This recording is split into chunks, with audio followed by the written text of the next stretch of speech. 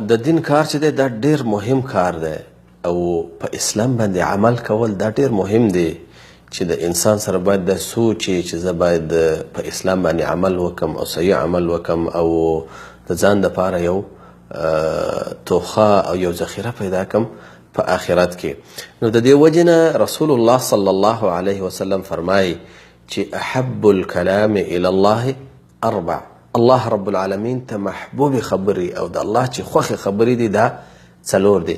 که ستا فکر کله چې د یو سړي خبرې ستا خوښې نو د هغه سړي سره د څومره محبت پیدا کیږي او څومره کوشش دی چې د هغه سړي سره خبرې وکړې په ټلیفون باندې یا په بل یو وسیله باندې او څومره کوشش دی چې د هغه سړي سره ملاقات وکړې ځکه چې د هغه خبرې ستا خوښې شوي. بلکې که چیرته د هغه خبرې ستا خوښې شي نو کوشش کوي چې په سوشل میډیا باندې هغه شیر کړي، فیسبوک باندې، ټویټر باندې، انسټاګرام باندې، نورو باندې د هغه خبرې همیش شیر کړي او همیش د ملګرو ته هم دا دعوت ورکوي چې د هغه خبرې لایک کړي او دا شیر کړي مخکې او دا ځکه چې د هغه خبرې ستا خوښې شوي او هغه سړی د دې خبرو د وجې نه ستا په زړه کې یو ځای ونیسي.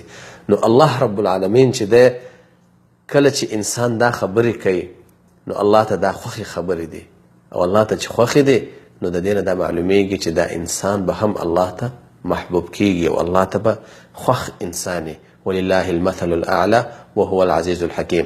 نو سمرا ابن جندب رحمه رضی الله عنه په دې حدیث کې فرمایي چې د مسلم حدیث ته وی رسول الله صلی الله علیه وسلم فرمایل چې احب الكلام الى الله اربع. الله رب العالمین ته څلور خبرې ډېرې محبوبې دي چې هغه دي سبحان الله، الحمد لله، لا اله الا الله، والله اکبر. دا څلور خبرې الله ته ډېرې محبوبې دي. او بیا رسول الله صلی الله علیه وسلم فرمایي د هغه حدیث کې وی لا یضرک بأیهن بدأت.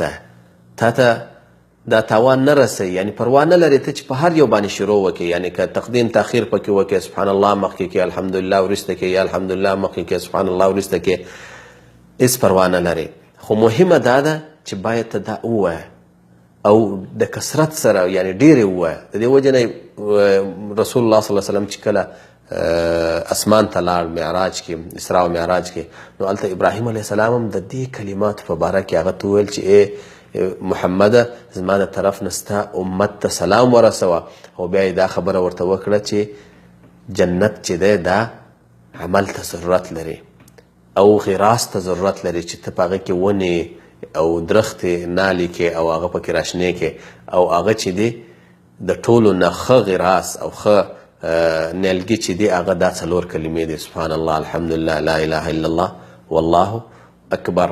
او الله رب العالمین د دې کلمو په باره کې په قرآن کریم کې هم ذکر کړی، یعنی د دې کلمو ذکر یې په قرآن کریم کې کړی، اشاره یې ورته کړې ده. په سورة کهف کې الله رب العالمین فرمایي وی المال والبنون زینة الحیاة الدنیا والباقیات الصالحات خیر عند ربك ثوابا وخیر املا. په سورة مریم کې بیا راځي والباقیات الصالحات خیر عند ربك ثوابا وخیر مردا.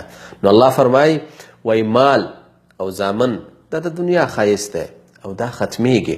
د دې وجې نه ابن عاشور رحمه الله په خپل تفسیر کې لیکلی دی وایي دا مال او بنون، دا زامن او مال یې ولې مخکې کړه په دې آیات کې؟ وایي هغه د دې وجه ده چې دا مخکینی آیات ته نږدې دی او مخکینی آیات کې د دنیا ذکر دی او د دنیا د زوال ذکر دی چې دنیا به خامخا ختمیږي. نو دا مال او بنون یې په دې آیات کې هغه ته نږدې ذکر کړه، اشاره ده دې ته چې دا به هم یو وخت ختمیږي. هر څومره پیسې چې ته لرې، هر څومره مال چې ته لرې، دا به ختمیږي. خو الباقیات هغه شیونه چې هغه پاتې کیږي، باقیات معنا چې پاتې کیږي، او الصالحات چې نیک دي یعنی حسنات دي. نو الله فرمایي وای دا چې دي خیر عند ربک ثوابا وخیر املا. وای دا د الله په نیز د ثواب په لحاظ سره ښې دي او د عمل او د که څوک امید لري د هغه په لحاظ سره ښې دي. او مفسرینو دا ویلي د دې آیت په تفسیر کې، د باقیات الصالحات په تفسیر کې یو قول دا دی چې د دې نه مراد سبحان الله، الحمدلله، والله اکبر، ولا اله الا الله، دا څلور کلمات مراد دي. نو چې څوک دا څلور کلمات ډېر وایي الله رب العالمین ته به هغه انسان محبوب وي. نو باید انسان ډېر وایي د دې په ځای باندې چې ته نورې خبرې وکړې، بې ځایه خبرې وکړې، دا کلمې د ځان سره ورد که همیشه وایه او د الله رب العالمین ذکر چې دی د انسان ته خوشحالي وربخي او انسان ته سعادت وربخي د ډېرو مشکلاتو نه ته په دنیا کې خلاص شي نو